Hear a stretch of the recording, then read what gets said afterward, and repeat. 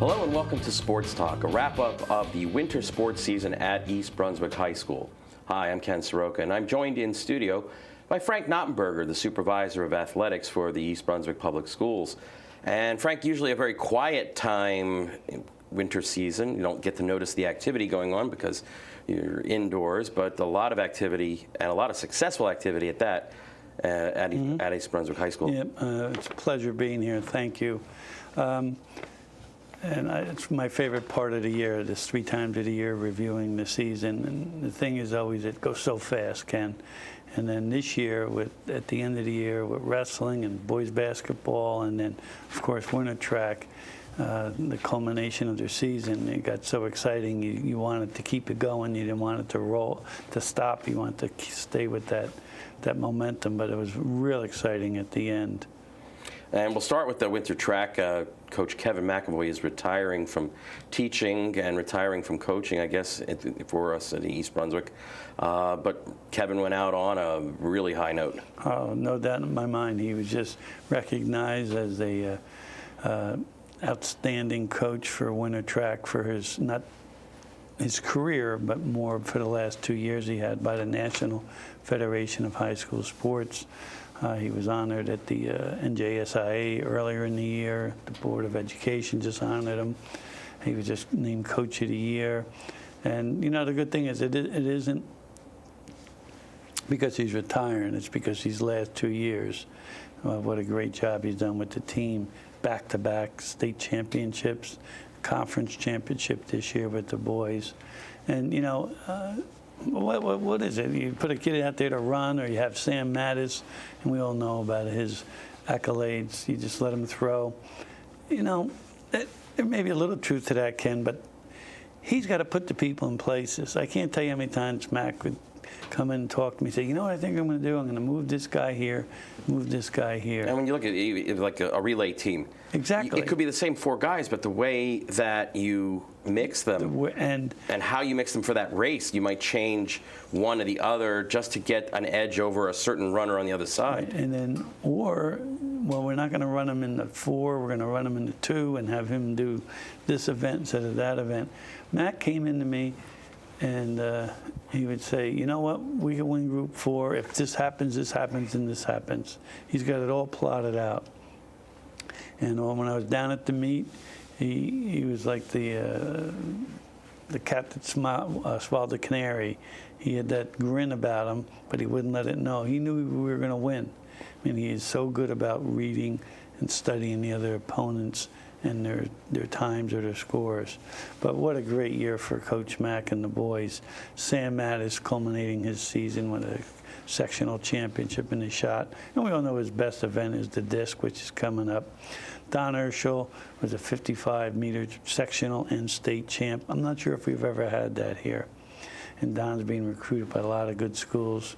University of Connecticut, one of them. Alex Malvo. Alex the hurdler, sectional champion, I believe. He was also part of that 4x4 championship team. Alex, I know Rutgers is after him. And then Ty Robbins, who we all know about his older brother last year. Ty Robbins, the sprinter, he didn't win the sectionals, but he's part of that 4x4. But Ken, he's 14 years old. 14 years old, and he's running with these 18-year-olds nose to nose with him in the state championship meets. He could be one of the best ever to come out of here. And he's a great kid. He's a worker, polite kid, and it's just a pleasure to have him involved with the track team. But to Coach Mack, congratulations on an outstanding career. Just for the viewers who don't know, how many schools have a winter track program, which has got to be mostly indoor stuff, indoor competitions, compared to the outdoor tracks? Well, I would think there's more outdoor than indoor, but I would say there's about 220, 230 with the different groups and the privates and the parochials.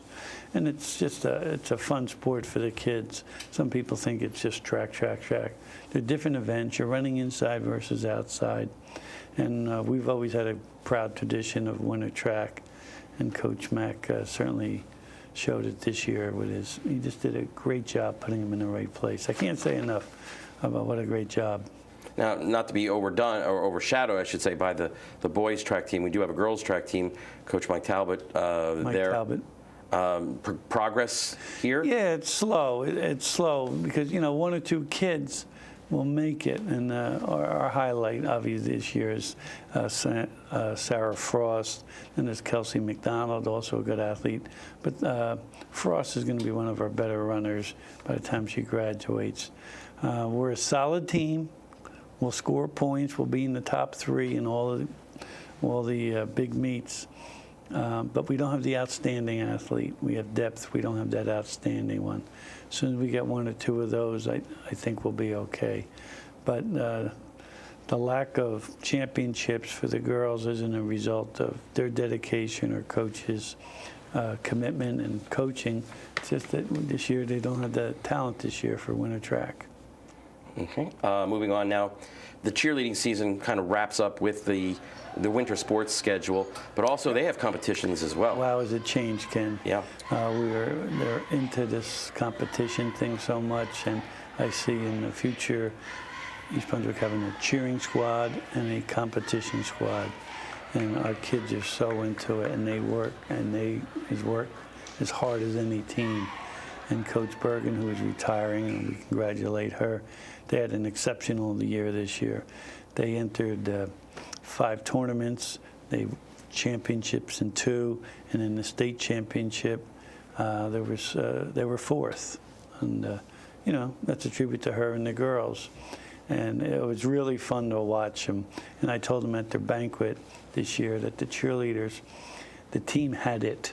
Whatever it is, Ken, and you being around athletics know, from the camaraderie to the work ethic to that swagger to that we know we're going to be good and we are good, they had it, and it was a pleasure watching them cheer during the games and compete.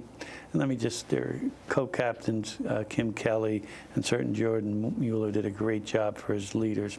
2 of the better captains we've ever had in any sport at East Brunswick. And those people who have seen ESPN 2 or ESPN University, ESPNU, have seen that those cheer competitions are intense. Right, and we're not up to that level. I'm not crazy about when we throw people up in the air, but we're good. We're as good as anyone in the state. We're as good as anyone. All right, now bowling.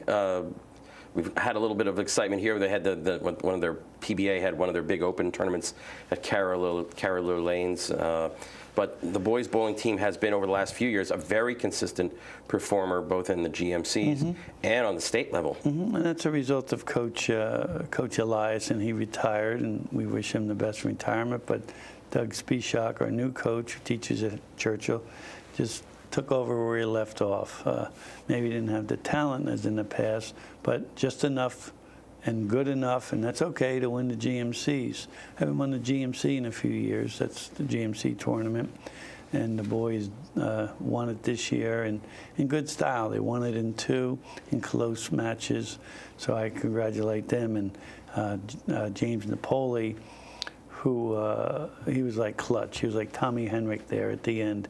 When he had to get that last pin down, or those 3 pins, or the spare strike, he did it. When we needed him the most, he came up. And John Burke did another great job providing leadership and being a role model for everyone out there. But bowlers and the Booster Club parents, I congratulate you and thank you for your commitment. Girls bowling, 2nd place, 3rd place. We were right there, Ken, but we just didn't get into that championship arena. And that's okay because, we've been there. Last year we had the state championship, the one girl, I should say. We're going to be all right with bowling because Doug's going to recruit the kids. He's going to keep them interested.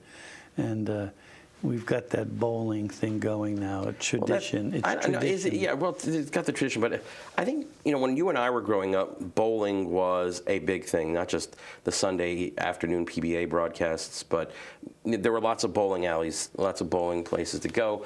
As a young adult, you might have bowled in a league with the people you worked with. But now, since we've lost mid-state lanes, Carolina's the only real bowling alley within driving distance. I mean, there's a lot of lanes there, but I don't know, how do you recruit, how do you generate that kind of interest for a sport that seems to be something, and I don't mean to put down the people who were there, but it seems to be something from our past. It doesn't seem to be something that is current. I don't know about that because I'll tell you, schools are adding bowling teams left and right. Sayreville added only a few years ago, and they're a perennial state contender. The kids want to bowl, and there's kids out there that are in leagues, and they bring a friend. Hey, you can bowl. And then the improvement from year to year at our assembly, I pointed out in girls bowling, how Lisa and Lauren and Rebecca did a great job. And they increased their pins, 30 or 40, from the beginning of the year to the end. And it's just practicing. And it's something you can go on your own and practice. It's tough to do it in basketball. You can work on some shots or moves or football. But in bowling, you can just go down there and play. And a lot of it is family. The older sister, the older brother, the mom and dad. But if the audience has never been to a bowling match, it's one of the most bizarre. Well, what I don't get is the kid on the other team makes a great split, makes a great shot. And then our kids congratulate him. And I guess I'm not used to that. Basketball, if a kid dunks on you or hits a three, you don't see our kids congratulating him. Yeah. But in bowling, the sportsmanship is amazing, how they just cheer and help the other team. You mentioned something about the audience. Obviously, the bowling matches are not played at East Brunswick High School. They're at Carolier, or they're at some other facility here in the central New Jersey area. How is it? I mean, it's hard. You can't get in the place. Really? You can't see the alley where the kids are bowling. It's parents, relatives. I know Mr. Murphy goes to a lot of the bowling matches. The other athletic directors go there also. Friends, brothers. I think at the GMC we had about 15, 20 East Brunswick kids there cheering on their friends. And you can't. You're always doing this to see how they're bowling. But it's a great atmosphere, and if you've never done it, you have to go do it. It's really fun. Well, if you want to, you can turn part of the gymnasium. It's hardwood floors. I'm working on that, converting one. Yeah. Okay. All right. Now we turn to another indoor sport. Again, off campus here, the swimming team, Coach Sundberg, and boys and girls swimming. Boys swimming always seems to be up against St. Joe's. Have we made any progress toward overtaking St. Joe's? We've made a lot of progress. We've been qualifying for the states just about every year. And against Montgomery in the state, oh man, 1 or 2 people short, 1 or 2 events short, and we could have upset them. Yes, we're making great progress, and that's the result of Coach Sundberg and the dedication of the kids. And a lot of it, too, parents, we got to give them credit. Swimming's all year round. It's like gymnastics, tennis, a lot of private instruction, private schools or clubs. So most of our good kids are swimming all year round. And then not to mention Middlesex County College and how cooperative they are with us, because that's where we swim. But the boys had a good year. They didn't win anything, but they were competitive. I was at their banquet the other day, and they're just, what a great bunch of kids. They have so much fun. You ask them about the highlight of the season, it wouldn't be beating this team or getting a personal record. It's about the fun they have on the bus or the fun at the meets. And it's just being part of the team that they enjoy. But Greg James was an outstanding bowler for us. He's a great athlete. Trevor Endler received a lot of accolades in the newspapers. Maybe they were 2 or better swimmers. Girls bowling, first time. Swimming, Frank, swimming. Swimming, you're right. I don't know if we've ever won a banner, but we're the Red Division champs in girls swimming this year. The girls and the coach and me were all excited. They're going to get a banner up there in the gym, and it'll be Division champs 2012, Red Division, and they got some tough teams to go through. The South Brunswicks, the Bishop Bars, and the North Brunswick. But this year, they reached their goal and winning a championship. So congratulations to the girls and Coach Sundberg. And just to explain to the audience, when Frank mentioned about the banners, inside the gymnasium are sport banners, girls volleyball, girls soccer, and it has usually 3 columns, a division, conference, and sectional. And if you see a yellow numbers there of the year, that would mean that the team won the state championship. Correct. and there are some, very, very long lists of state champions, volleyball, and of course all those gymnastics, boys gymnastics in the tennis, 70s and 80s, tennis, a couple. Football's got two. Yeah, to see that kind of recognition around the gymnasium is fun. And what's neat is they know if their sport's not up there. Yeah, to get there. See, it's a tough one. They'd say, Mr. Knopp, how come our banner's not up there? We don't have a banner up there. I said, well, we didn't win anything. Do you want to put it up there with nothing underneath it? It's a tough call, but they're happy they're going to have their banner. But Victoria Glasscock did a great job for us this year. Valerie Riglio did a great job as a leader for us, and we're going to miss her.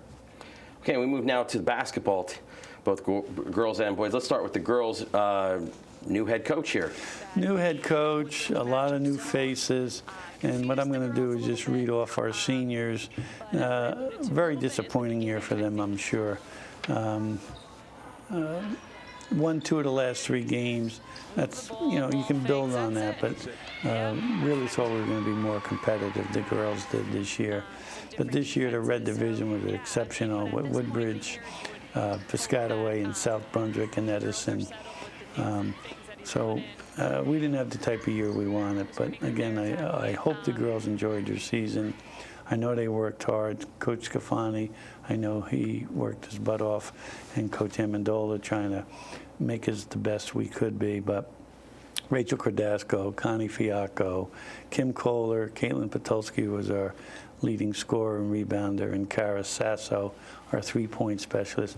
I want to thank them for hanging in there, for being the seniors of this year's basketball team, and we appreciate everything they've done. If I left someone out of that list, I apologize, but I don't think I did. A few years ago, the late Phil Hill and I were talking on one of the broadcasts about the problem with girls basketball, and that the lack of development leagues, the AAU, the CYO, plus the basketball athlete is usually another athlete first, rather than, even think like Heather O'Reilly played basketball for us, but obviously her focus was elsewhere. Well, it goes in cycles. Right now, we have maybe 2 or 3 girls that are basketball players that play other sports. In the past 4 years or so, they've been other sport kids that played basketball, which just is exactly what you're saying, Ken. But we're changing that, and there's girls out there. There's leagues, there's AAU. There's clinics out there, and the girls, it goes in cycles. And some girls are going to be full-time basketball players, what you need. And I've always said you need your point guard to be a full-time basketball person.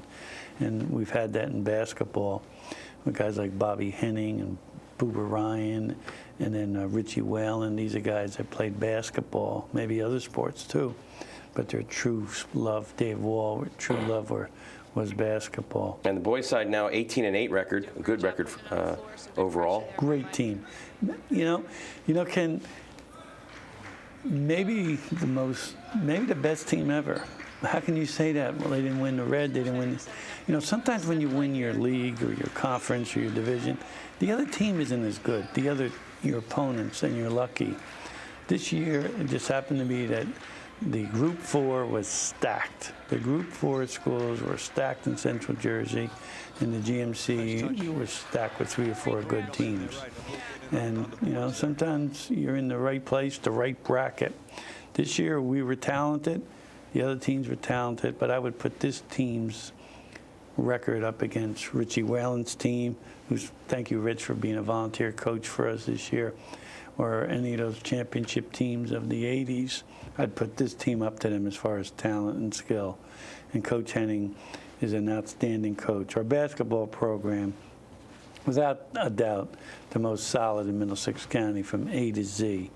8th grade, they won their tournament. 9th grade won a Christmas holiday tournament, and the Perth Amboy, which is like a county-wide tournament. JVs made it to the finals of our tournament, 32 teams in there, and also won their holiday tournament. So everyone walked around with a lot of success. There's a lot of competition. And Coach Henning and Coach Lane and Pulowski and Monteseschi,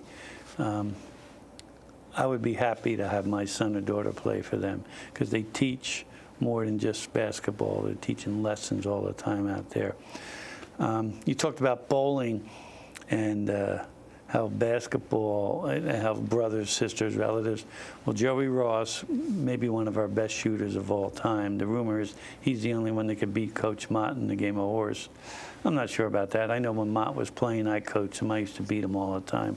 So I don't know about that. But Joey Ross's younger brother is going to be with us for the next 4 years. His younger brother was the MVP of the 8th grade team. Rob Ukawuba is being recruited by a lot of D1s. He's coming back. He's only a junior. He was an all-conference selection. Michael Summer. Michael Summer has the distinction. Do you know what this is, Ken? His distinction about basketball? No. He was a 4-year starter at East Brunswick, one of the few. Amir Bell is another one, 4-year starter. But right now, Mike Summer has more wins as a basketball varsity player than any other athlete.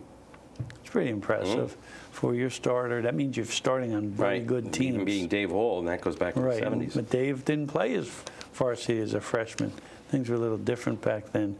Then Amir Bell, who's only a sophomore, is going to be an outstanding D1 prospect. So, future looks bright for East Brunswick boys basketball. Okay. As we move now to wrestling, we had a little bit of a surprise there. I mean, not surprise, but I guess people who know, when we had a 3rd place finish at the state tournament, and a pretty reasonably successful year overall for the wrestling program. Yeah, there's no doubt in my mind. Coach, who are we going to beat? He said, we're going to be all right now. We're going to be all right. Coach Brzezinko, Coach of the year for him. He was, by the Wrestling Coaches Association, he was voted their Man of the Year for his coaching and contributions to wrestling and everything he does besides East Brunswick wrestling in the state and the county. But Coach Matt Brzezinko, he moved a couple kids, like Coach Mack did, into different spots. And at the end of the year, our team really took off. We have some young athletes. We have the young Glasscock kid who's only a freshman. John Schleifer, who's only a sophomore, outstanding wrestler, took a third in the state as a sophomore. Michael Kane, a junior. Very good year for Mike. Mike did outstanding in the districts, the conference tournament. And then out of nowhere, Greg Kruger came out and was a district champion. There's a kid who's in a tough weight class all the time, but was able to pull through at the end. You know, maybe had a break here and there, a good seed. But that's all part of it. But those 4 guys, and Michael Quinton, were obviously the mainstays of our team. But next year's wrestling going to be exciting, too. And our schedule, just like basketball, just like any of the sports, we wrestle about the best. Boys basketball wrestled the #1 team in the state and in the country. Boys basketball. Did I say wrestle? Yeah, wrestle. That's right. You figured it out. Yeah. They played St. Anthony's. Our wrestling team wrestled the #1 team in the state.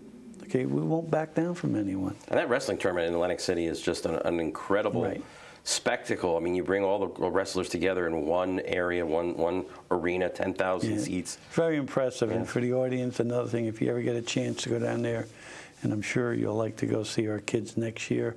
I'm sure Mike and John will be there. You got to do that. That's pretty exciting. But good season for the wrestlers, really. Let's take time right now to thank Phil Hostler and the athletic training staff, because even though you don't really want to anticipate injuries, but they come along, they're a natural part of any athletic competition. And if you notice in any of those professional magazines, Coach Hostler's out there. He's the milkman. He's got the no mustache because he's promoting chocolate milk. So he's in the inside cover of a lot of magazines. He's a spokesman for them for their chocolate milk. And Phil is the guru in New Jersey, Ken, about concussions. He's constantly talking to schools, groups, organizations about concussion, and we're just lucky to have And that goes Phil. back years. That's not something that just was. We've been doing this it has for been years. I mean, when I was coaching, that goes back a dozen years. You know, that emphasis on concussion awareness and making sure that those players, particularly in a contact sport like I was coaching lacrosse, is you got to be careful. You got to weigh on the side of caution. Phil's right on top of that. So yeah, we're lucky to have Phil. Now, as we sit here today, it's springtime, but the focus would be obviously to look forward on the spring sports for any predictions from you. Yeah, you always ask me that. Put this on That's okay. record right now. I'm good at predicting what the other coaches need to do. Our prediction is boys spring track are going to be contenders for sectional. We have kids who will be contenders for the 4x4 championship relays. I think our boys volleyball team and Coach Rutz are going to be contending. Boys golf, I'm not sure. Baseball under Coach Kenny, I think will be competitive. And you can never count out our softball team. Okay, we have outstanding pitchers. We have the best coach in the county. So I think we're going to be okay with softball. Not sure. I don't want to jinx them, put pressure on them, because I think for the last 4 years they've won some sort of a title. So I think with the pitching we have and Coach Brady, we'll be okay. And now with the changeover here for 8th grade into 9th grade, 9th graders can participate in the whole spectrum of athletics at East Brunswick High School. They're not just limited to the JV program. How does an 8th grade parent or an 8th grade prospective athlete find out the information that they need to then participate as a 9th grader in any of our sports at the high school? Well, we have a meeting for all the incoming 8th grade parents in May in the auditorium. And I get up there and I ask the questions and I give them a handout, or they can go to the website and there's a parent handbook that lists all the offerings for 8th grade sports. And we treat 8th grade sports just like the varsity sport. You have to go to practice every day. You practice 5 days a week. Season's a little smaller, and the philosophy about winning and playing time is a little different.